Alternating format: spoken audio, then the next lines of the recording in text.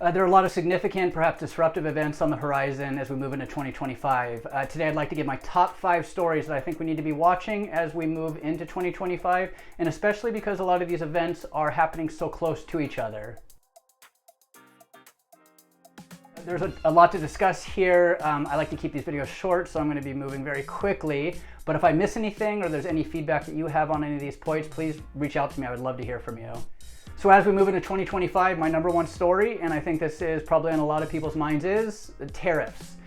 We have a new president, a new administration, certainly an eagerness to use tariffs as a way to deal with economic issues, to deal with global trade issues. There's so much to say here. This could be a video all of its own, which it probably will be at some point, but there's a lot of uncertainty right now.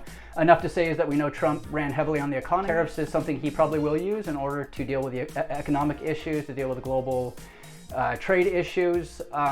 Again, a lot of uncertainty, but during the campaign, 10 to 20% was proposed across the board. 60% on imports coming from China. Certainly, this has led to a lot of nervousness, a lot of questions from importers and exporters. As it pertains to global logistics, this type of tariff being enacted could lead to importers wanting to front load to bring imports in before the tariffs go into effect, which could create a tight space, capacity, and of course an increase in rates. My number 2 story to pay attention to as we move into 2025 is the East Coast, the Gulfport labor conflict. Early October, the East Coast Gulf ports were shut down for 3 days. At that point, wages were negotiated, but in the contract was extended to January 15th of 2025. But the very contentious issue of port automation is still yet to be resolved. Negotiations broke down last week over the specific issue over port automation. You have the ILA, who represents the unions, wanting to avoid language in the contract that would promote automation. You have the USMX, who represents the port, the terminal owners, who thinks that modernizing and upgrading the terminals is necessary to compete globally.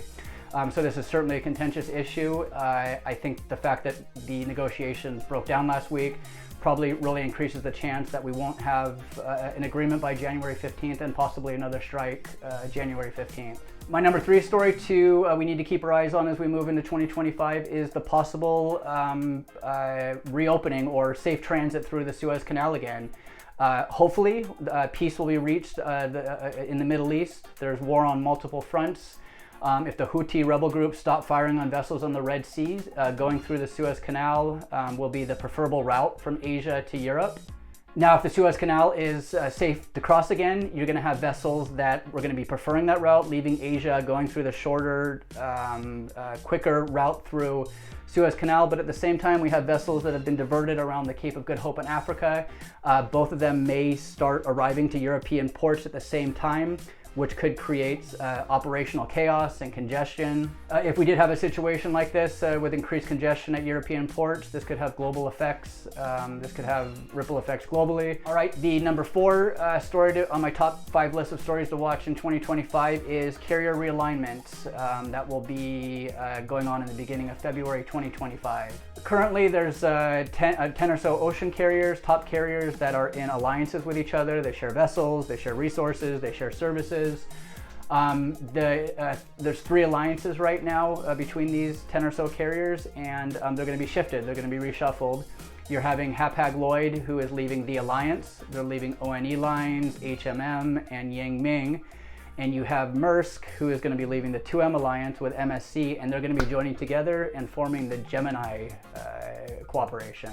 As this realignment takes place, it's going to take a few weeks. Carriers are going to have to reposition assets. Repositioning assets could lead to more blank sailings. It could lead to longer times between actual sailings. And overall reduced capacity. My number 5 story as we move into 2025 is not so much a story as it is a factor, a principle in the global logistics business.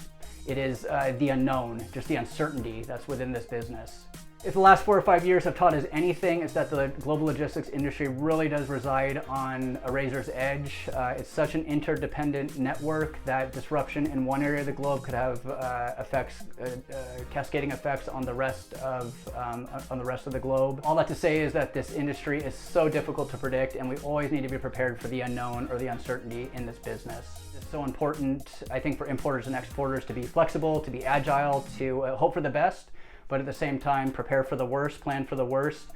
Make sure that you have solutions in place, partners in place that are communicating very well with you. Again, if you feel like I missed something or you had feedback on any of the points that I brought up on my 5 points, please reach out. I would love to hear your feedback. Thanks so much.